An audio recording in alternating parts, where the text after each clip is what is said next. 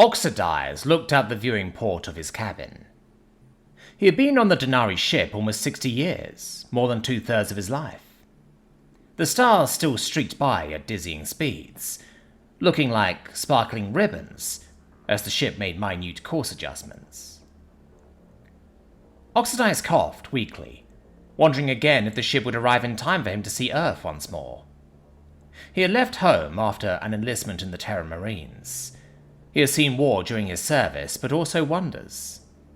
He had tried returning home, but he itched to travel, especially after Blood River. It was an internal conflict, but by far the worst in galactic and Earth history for many years before, and all the years since. He was glad most people had basically forgotten it. There were no heroes or greater good, just pointless death. Veteran Services had counselled him about PTSD, and since he had unresolved symptoms, they pressured him to continue endless therapy. He couldn't get any of the doctors to believe him when he said he didn't have service-related PTSD. He had PTSD, but from a father who got mean when he drank, and he drank a lot. Thank God his half-sister was with her father. Her family was weird, but a damn sight better than what he had been stuck with. One of the best days of his life was when his father got killed in a transport accident. The stupid bastard had disabled the autopilot's safety override, that would drive the vehicle when it detected he was intoxicated again. That was also one of Oxidize's worst days, because his father had collided with another vehicle, a couple taking their infant daughter for emergency medical care. The couple survived, but the child hadn't.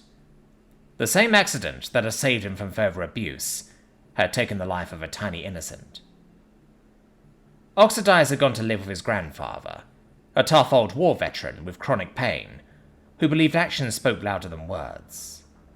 While not the nurturing environment he wanted, no one baking cookies with soft hands when you got sick, it was still a huge improvement. Oxidize really admired his grandfather, which is why he had enlisted in the Terran Marines. Paw had been a tough bastard of a Marine, then became a tough bastard of a farmer when he retired. The farmer being Mormor's dream, and Paw stayed there until the day he died. Purg came to see Oxidize, with his usual stack of data tablets. Only it wasn't Purg. This was the 9th Purg, administrative assistant to Captain Va'un, the 3rd Captain Va'un. Oxidize was one of the few original crew members left from the day the ship became enhanced.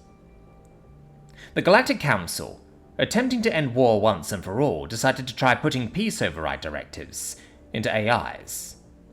Oxidize had mentioned to Captain Va'un how an ancient Terran fiction author had determined 3 simple directives that were probably the best protocols that could keep humans from using AI to kill each other.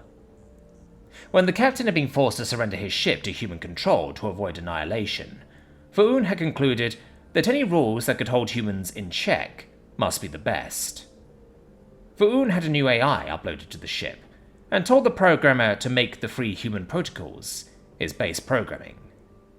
Va'un thought for sure Oxidize would be pleased, but instead, the human reacted in something akin to fear. You had an otter programmer install Terran philosophy into your AI in a Denari ship? What could possibly go wrong? Initially, nothing went wrong. All was well until a crew member, Purg, had died. Poor Purg. He was the first space otter to find out that all otters are deathly allergic to marry fruit. The first Terran protocol stated that the highest priority of the AI was to preserve the life of the crew. The second priority was to obey orders.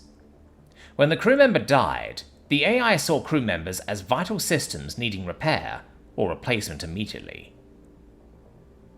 The ship disregarded orders to its set destination, instead diverting to Purg's homeworld. There it had messaged the captain with instructions to contact the local employment administration to find a replacement for Purg. The captain tried to refuse, but the ship shut down all systems except minimal life support. Va'un had capitulated, and a replacement for Purg was found. As disturbing as that was, it was even more unnerving when the ship transferred all of Purg's professional access and personal identity onto the replacement. The ship absolutely refused to take input about the replacement's real identity. The captain was ready to take drastic measures, until the replacement insisted he be installed as the new Purg. He had found out that the ship had a substantial amount of wages in safekeeping for Purg, whoever that may be. Oxidize just stared at Captain Va'un, arms crossed, saying, "I tried to warn you." As the years rolled by, there had been various attempts to deprogram or at least modify the AI, but it was having none of that. The third Terran protocol it was given stated that it was to protect its own existence. The AI had concluded that any changes to its programming would result in potential harm to the crew, which would have meant disobedience to the programming installed by the crew. The ship had taken defensive measures several times to prevent any changes by crew. The AI had actually become proactive, scanning merchant computer sales databases and selecting its own hardware and software, along with installation services programmed by robots that it could control. When Oxidize heard Va'un complaining about the sizable bill from the AI spending money, he laughed so hard he choked. "Well, I guess we found out what could go wrong." Oxidize gave his authorizations to Purg's data tablets so they could be smoothly transferred to his new replacement. As Purg turned to leave, Oxidize told him, "If I don't see you again, it's been nice knowing you." Purg gave a little bow, "And you as well."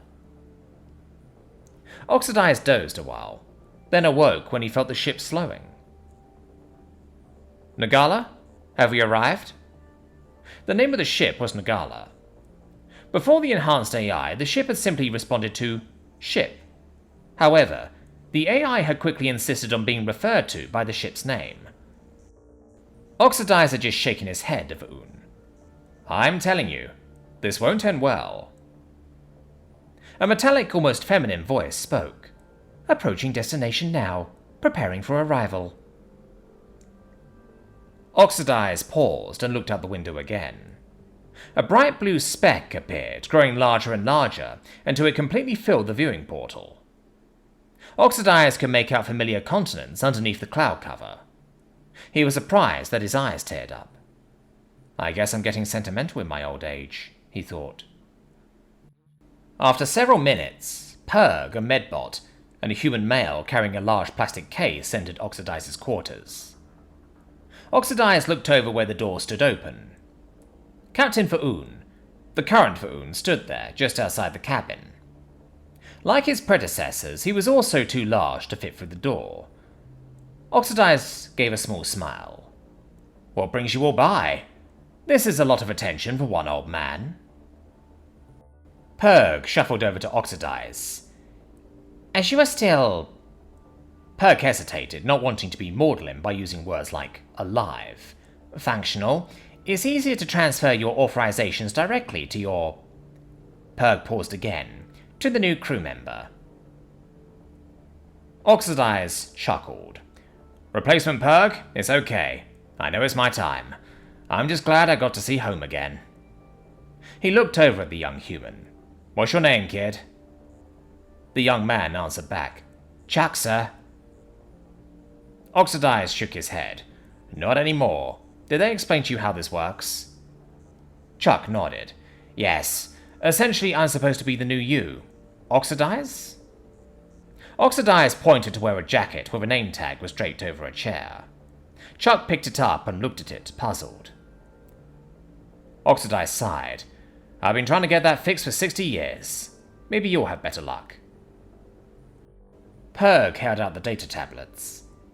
Oxidize and Chuck transferred over the authorizations. After the last one, Chuck moved the plastic crate onto the bed. "Mroa?" Chuck opened the door of the crate. A kitten crawled out, sniffed, then gingerly approached Oxidize. He picked up the kitten gently. "What's this?" Nagala's voice gently filled the room. "Earth life form. Species, cat. Designation, peanut butter." Oxidize teared up again. "Peanut butter? Ah, it's been ages." He looked at Chuck. Chuck nodded. "One of the stipulations for being recruited was to get a cat for the ship and be its caretaker. The name was even assigned. Oxidize stroked the kitten gently, then looked around. This is actually better than how I thought it would go. He shook Chuck's hand. You'll do fine here, young man. It's a good life. Oxidize shifted a moment, so he could pet the kitten with one hand, while his wrist veins were exposed on his other forearm. Let's get this over with. Commence termination. The medbot approached Oxidize. A needle from the unit extended on a mechanical snake line and inserted into a vein. A flat metallic voice declared, Termination sequence in progress. Function will cease in 98 seconds. Sequence may be interrupted for the next 78 seconds. Chuck had been there when his mother died of a lung infection, violent coughs abusing her body. This was much better. He wished his mother could have had this. Foon hunkered down outside the doorway, a vital legal witness as the ship's captain. Perg stood by, quietly shuffling the data tablets. Oxidize stared out the window while petting peanut butter. The medbot counted softly. 76, 77, 78. Unit has reached irreversible termination point. Nogala's voice softly filled the room again. Oxidized unit terminated. Replacement unit installed. Designation, Rusty. The old man gave one last sigh before his heart stopped. I'll be damned.